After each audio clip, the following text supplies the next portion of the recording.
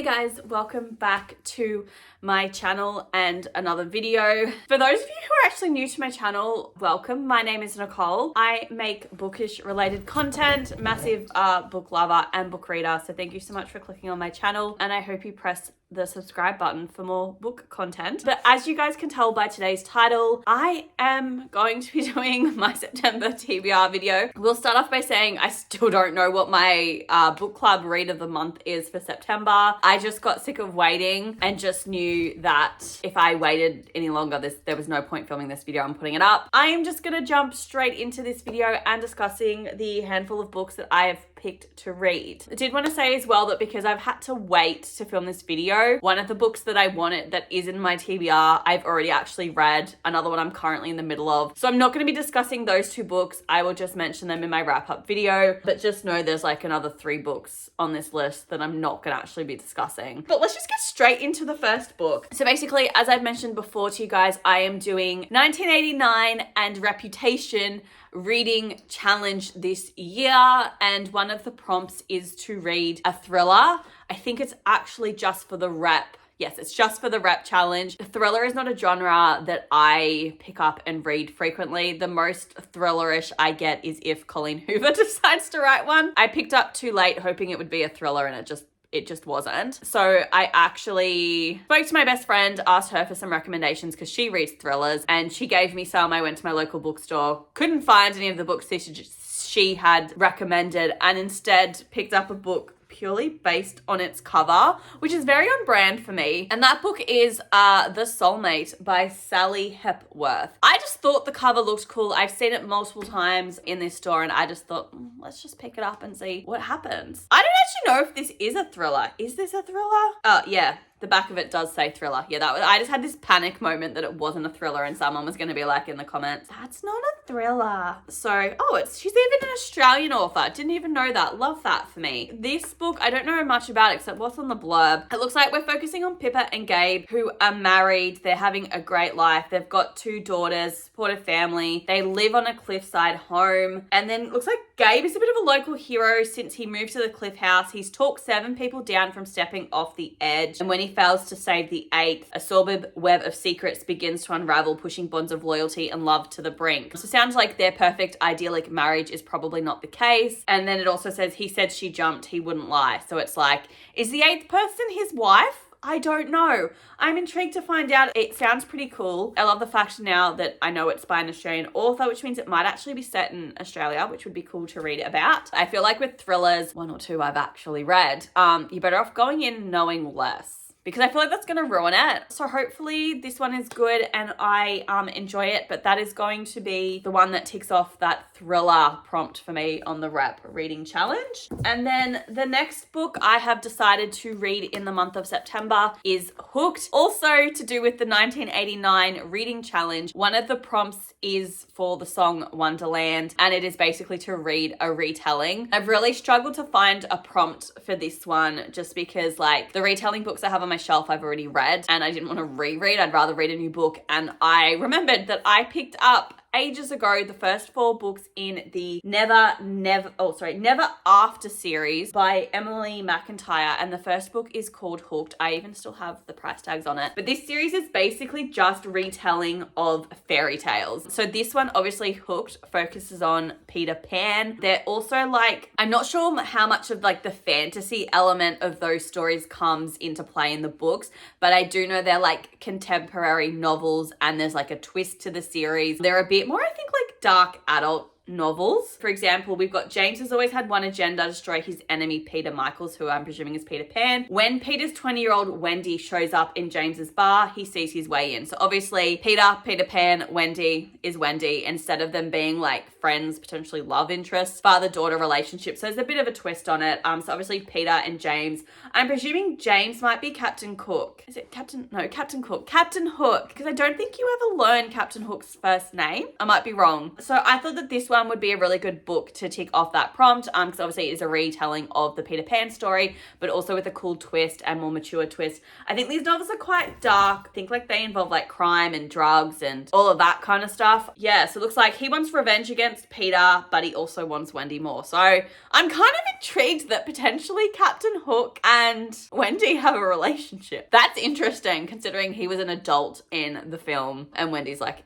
a teenager. So she's unsure if she's falling for the man known as James or the monster known as Hook. So there we go. I'm intrigued to see what she does with it. I know they're hugely popular. People seem to love it. So I'm excited to give this one a go. Don't know if I will pick up the other books in the series this year. But yeah, that's Hooked by Emily McIntyre. The next book I have decided to pick up in the month of September is The Dragon and the Queen by Caitlin Davis. Now, this is the third book in the Raven and the Dove series. This is also featured in my book series that I want to finish this year. I have this one and then also the sequel, The Godborn and the King. I have made the decision to split them up to read separately. Not a huge fan of this series, so that's why I've split them up. So there's not a whole much that I can say about this series because it is the third book. I don't want to spoil the first two, but basically we focus on a fantasy world where we have people who basically embody a different breed of bird, and they live up in the sky on different little islands, and they all have like different wings and from different houses. So like you've got like, I can't remember how many ruling houses, but like the main royal house is the House of Dove, and obviously you have dove wings, and then, spoiler, these are dragon wings. There's no actual dragon house, would like to state that. Then you have like the raven house, they have raven wings. You get the gist, different birds. They're ruling houses, and basically the ruling houses, their kids compete to challenge one another to find out, and then they get like rated, and based on whoever's the highest rating gets to pick first which person out of like all of their kids they want to marry and mate. Whole heap of politics, and usually before you even get to the end of all these like challenges, there's like 3 I think, your parents have already worked out who you're gonna pick and you've been told, and they've already made deals in the background, so like you don't actually get a pick. But basically our main character, whose name I should remember, Leanna, her parents make a deal with another house, but she has always been obsessed with the Raven house, who generally perform poorly in these challenges. And she kind of has a fluke meeting with the prince of the Raven house and decides that she's going to pick him. She's going to stuff the plan with the parents that they've made, and she's going to pick the Raven house because she wants to escape and have freedom. And then also they have nothing to do with like the world, human world below. And then basically the human world below has a prophecy of this snow queen, which they take to mean is this raven, this dove girl, and they like kidnap her, and there's this subplot and this prophecy going on down on Earth. I'm not super loving it, enjoying it. I found like it sounded cooler than it was, but that's all I'm really going to say because I don't want to spoil the first 2 books if anyone's interested in picking them up. And then because I've basically chosen kind of 3 darker books, and the other 2 books I'm reading are darker and fantasy as well. I've got basically 5 books in my TBR that are dark and fantasy. I was like, I need some light, happy contemporaries as well mixed in. So I have selected a couple of contemporaries from my shelves. First one is The Matchbreaker Summer by Annie Raines. I picked this up ages ago and don't actually remember what it's about. I just thought it sounded cool. Oh, so it looks like we focus on Paisley, and her family has a summer camp,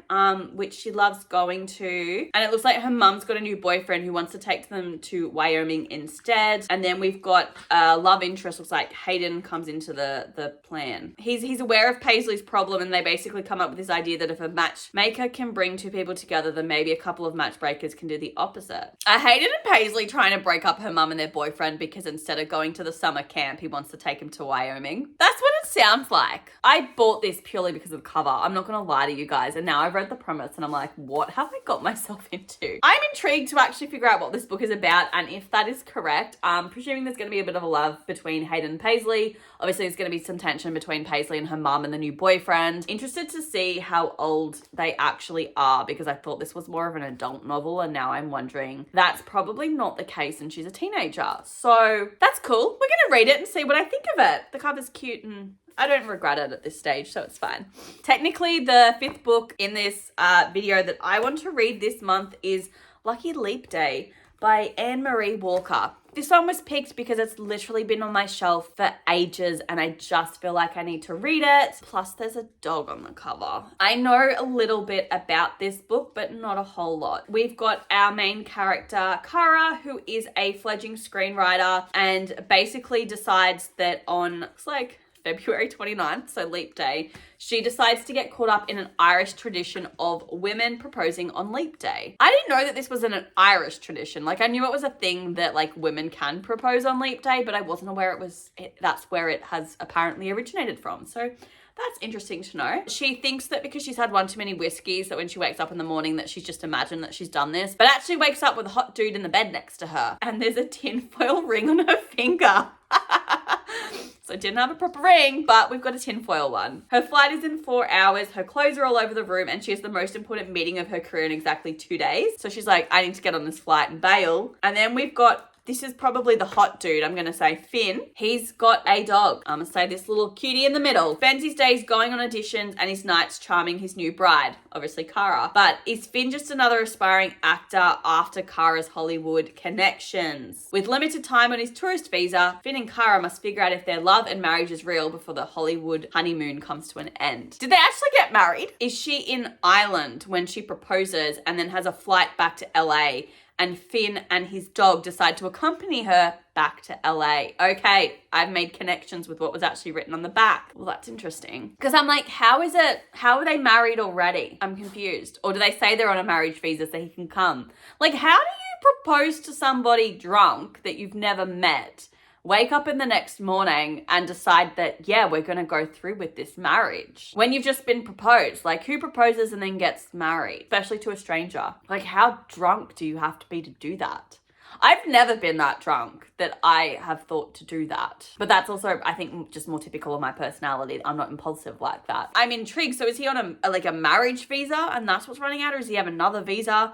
I'm going to have to read this book because I have questions that just aren't being answered. Fancy that, proposing to a stranger, then actually waking up in the morning and being like, yeah, like, we're going to go through with the marriage, or like get married. And if you did propose and get married in the same night when you were drunk, first of all, why the fuck is this the thing that's legal? Surely you have to be somewhat sober.